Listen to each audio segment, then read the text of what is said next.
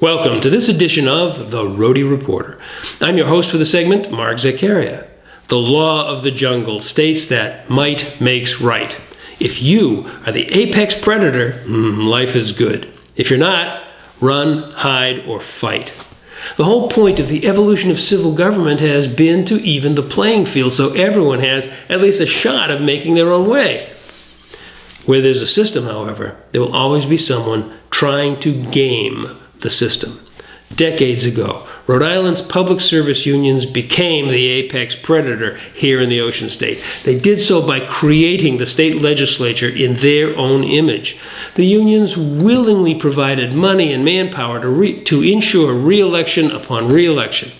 In return, they got to negotiate contracts and other benefits with government managers who were beholden to them.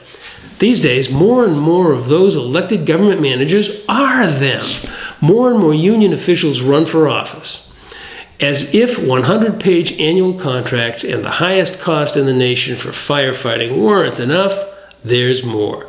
Today, we have such a long and ignoble history of sweetheart deals for state purchases that advertisers regularly joke about it. Hey, I know a guy. So where does all this leave the hard-working, tax-paying men and women of Rhode Island?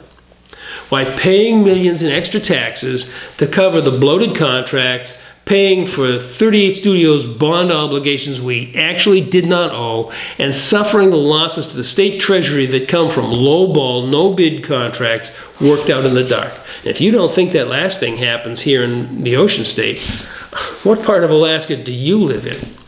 Former Attorney General and longtime student of Rhode Island politics, Arlene recently penned an editorial covering state shenanigans in the Valley Breeze. In it, she writes, and I quote, "Factor in the $1.3 billion unfunded pension liability in Providence, plus about $1 billion in health care promises, and scores of unfunded pensions in towns and cities, and you can sense Rhode Island is at its tipping point," unquote.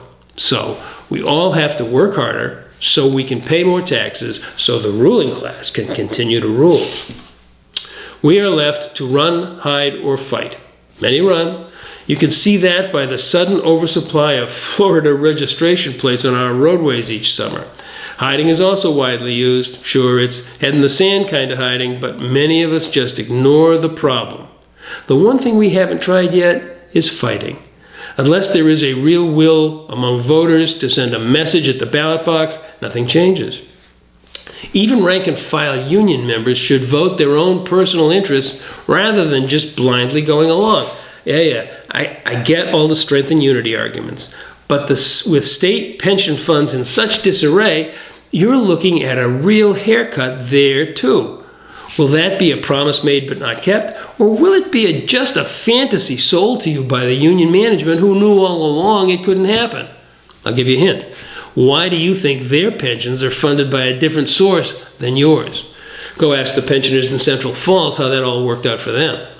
It is high time Ocean State voters demanded Little Rhody be run like a business, not a bottomless GoFundMe page. Okay, that may be too much to ask at the beginning. Could we at least demand that we're run like New Hampshire?